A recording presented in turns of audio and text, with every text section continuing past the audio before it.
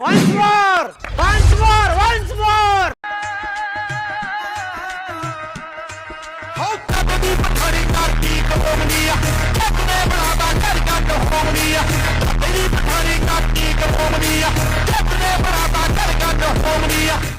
तर नमस्कार मित्रांनो, मी आर्यस क्रिएशन स्वागत आहे तुमचं आपलं आजच्या या नवीन आणि इंटरेस्टिंग व्हिडिओमध्ये. तर आजचा हा व्हिडिओ एकदम खूप कडक आणि जबरदस्त झालेला व्हिडिओ शेवटपर्यंत पहा, खूप इम्पॉर्टंट आहे.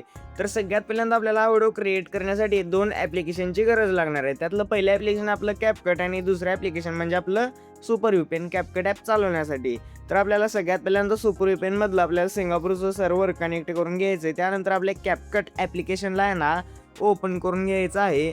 पण त्याआधी तुम्ही आपल्या ऑल मटेरियलमधनं आपल्या वेबसाईटवरती ऑल मटेरियल भेटून जाईल आणि त्याचबरोबर जे काही आपले बीट्स असतील ना ते ऑल मटेरियलमध्ये नसणार आहेत हे मात्र लक्षात ठेवा.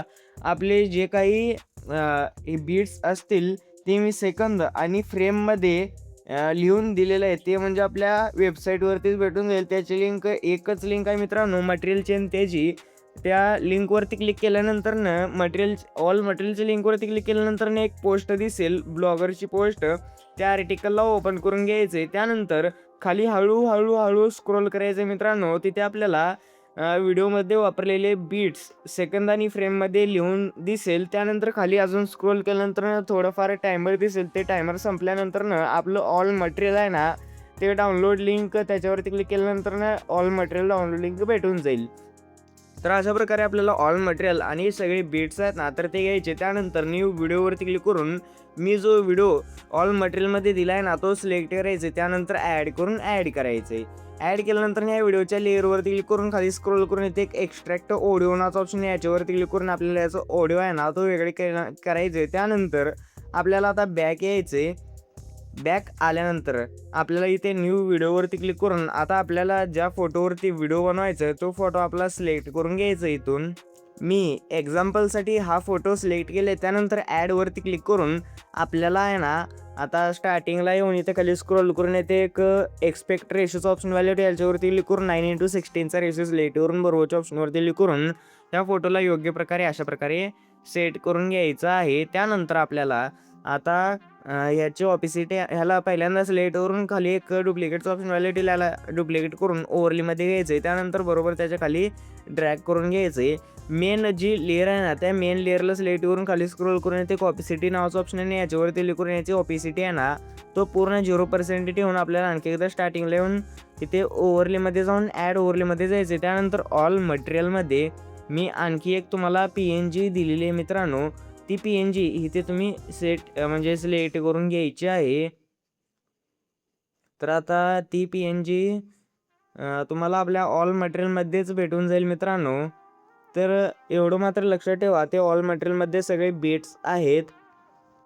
तर बघू शकता मित्रांनो मी हा फोटो ऑल मटेरियलमध्ये दिलेला आहे. याला सिलेक्ट करून ॲडवरती क्लिक करायचं आहे.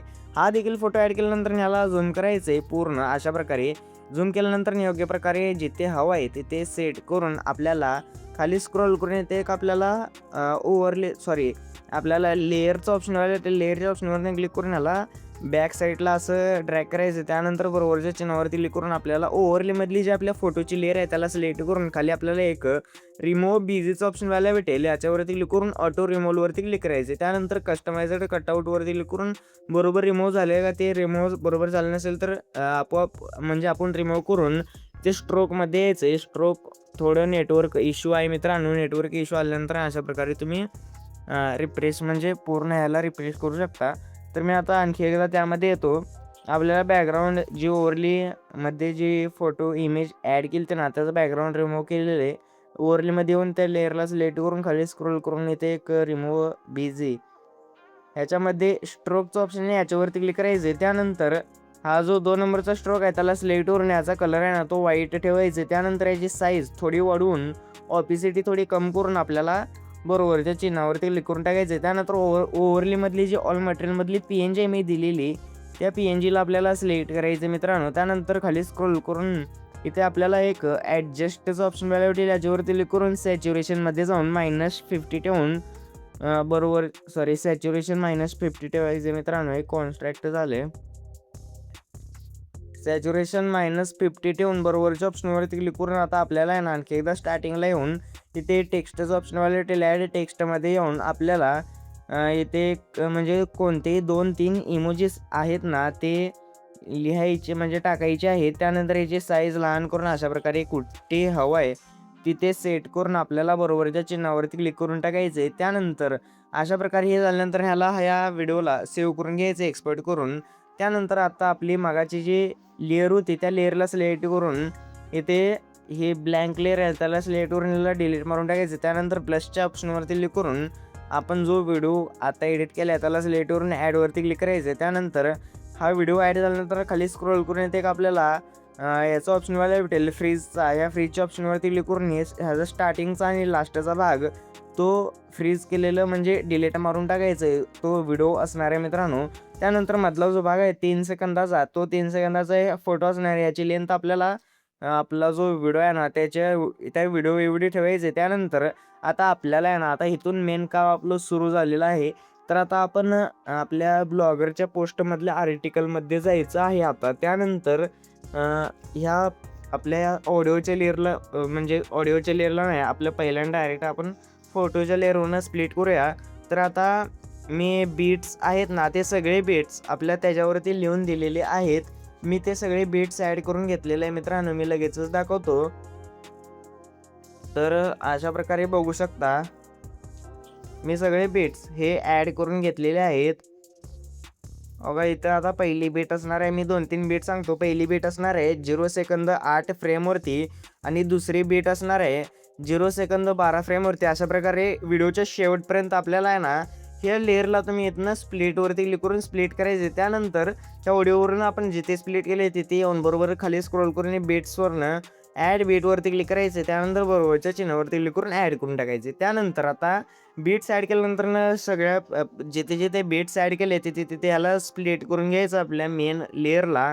मी आता केलेलं आहे स्प्लिटसुद्धा ते सुद्धा दाखवतो. तर अशा प्रकारे बघू शकता. तर असं सगळं स्प्लिट केल्यानंतर ना आता आपल्याला ना ॲनिमेशन्स ॲड करायचे. तर त्यासाठी पहिल्या लेअरवरती येऊन ॲनिमेशन्समध्ये जाऊन इनमध्ये ट्रेंडिंगमध्ये ट्रुबलेन्स नावाचं ॲनिमेशन ॲड करून बरोबरच्या ऑप्शनवरती क्लिक करायचं. त्याच्या पुढच्या लेअरवरती आपल्याला ॲनिमेशनमध्ये कॉम्बोमध्ये आपल्याला बेसिकमधला स्लिप अँड स्लाईड 1 नावाचं ॲनिमेशन ॲड करायचं पहिल्यांदा. त्यानंतर स्लिप अँड स्लाईड 2 अशा प्रकारे स्लिप अँड स्लाईड 1 2 1 2 करत आपल्याला 1 सेकंद 20 फ्रेमच्या लेअरपर्यंत slip and slide 1 slip and slide 2 अशा प्रकारे ॲड करत यायचं आहे. त्यानंतर आपल्याला डायरेक्ट 2 सेकंदाच्या लेअरवरती येऊन ॲनिमेशन्समध्ये जाऊन इनमध्ये ट्रेंडिंगमध्येच आपल्याला हा फेलिंग कार्ड्स नावाचा ॲनिमेशन भेटेल. याला सिलेक्ट करून बरोबरच्या चिन्हावरती क्लिक करायचे. त्याच्या पुढच्या लेअरवरती येऊन ॲनिमेशन्समध्ये जाऊन इनमध्ये ट्रेंडिंगमध्ये आपल्याला ट्रुबलेन्स नावाचं ॲनिमेशन ॲड करून बरोबरच्या ऑप्शनवरती क्लिक करून त्याच्या पुढच्या लेअरवरती म्हणजे 2 सेकंद 20 फ्रेमच्या लेअरवरनं ॲनिमेशनमध्ये जाऊन कॉम्बोमध्ये जाऊन बेसिकमध्ये आपल्याला स्लिप अँड स्लाईड 1 आणि सेम त्याच्या पुढच्या लेअरवरती स्लिप अँड स्लाईड 2 अशा प्रकारे slip and slide 1 slip and slide 2 हे 3 सेकंद 10 फ्रेमच्या लेअरपर्यंत ॲड करायचे. त्यानंतर डायरेक्ट आता 4 सेकंदाच्या लेअरवरती येऊन ॲनिमेशन्समध्ये जाऊन इनमध्ये ट्रेंडिंगमध्ये आपल्याला फेलिंग कार्ड्स नावाचं ॲनिमेशन ॲड करून बरोबरच्या ऑप्शनवरती क्लिक करायचं आहे. त्यानंतर आता आपल्याला 4 सेकंद इथे 25 फ्रेमच्या लेअरवरती येऊन ॲनिमेशन्समध्ये जाऊन इनमध्ये ट्रेंडिंगमध्ये